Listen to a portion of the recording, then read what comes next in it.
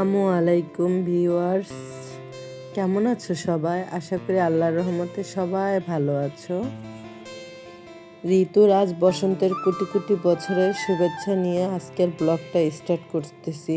আপনারা যে যেখান থেকে আমার ভিডিওটা দেখতেছেন সবাইকে অসংখ্য ধন্যবাদ। আশা করি সবাই ভালো আছেন এবং আমরাও আলহামদুলিল্লাহ ভালো আছি। তো আজকে শুরু করলাম গত রাতের ভিডিও। যেমন আমি রেগুলার রাত্রে আমার স্কিন কেয়ারটাই শেয়ার করলাম।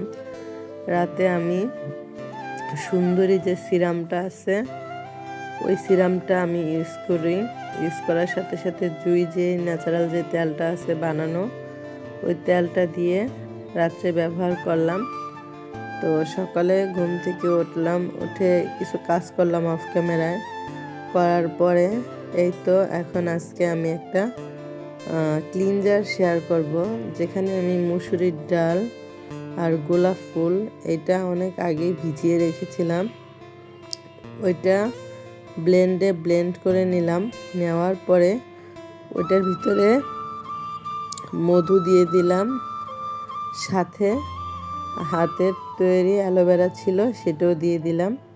অ্যালোভেরাগুলি অনেকটা শুকিয়ে গেছে, অনেক আগে ছাদ থেকে নিয়ে আসছিলাম, কিন্তু ব্লেন্ডার নষ্টের কারণে আমি দেখাইতে পারি নাই। তো আজকে যাই হোক দেখালাম। এখন আমি এই ক্লিনজারটা সুন্দরভাবে এই বক্সে করে একটু একটু করে রেখে দিব। যেদিন আমি রেগুলার একটা করে ইউজ করব, ফ্রিজ থেকে নামিয়ে তারপর ব্যবহার করতে হবে, কারণ আমার এমনি একটু ঠান্ডার প্রবলেম। তো আপনাদের সাথে আমার হাতে দিলাম, সেটাই শেয়ার করলাম। এই ক্লিনজারটা স্কিনের জন্য খুবই ভালো। এখানে আছে মসুরির ডাল, গোলাপ আর মধু আর আছে অ্যালোভেরা। এগুলো প্রত্যেকটা জিনিস স্কিনের জন্য খুবই ভালো।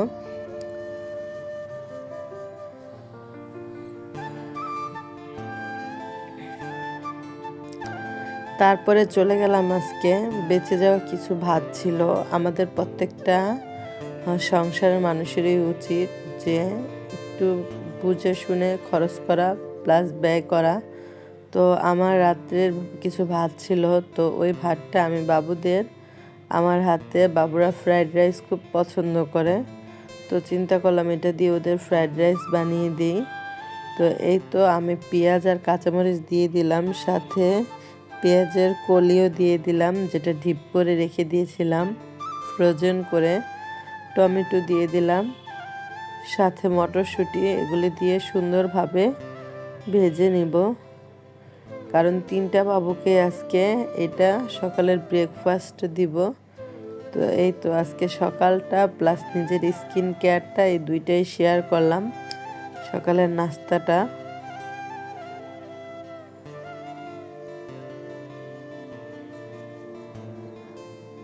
ভাতগুলি একটু সুন্দরভাবে ভেজে নিতে হবে।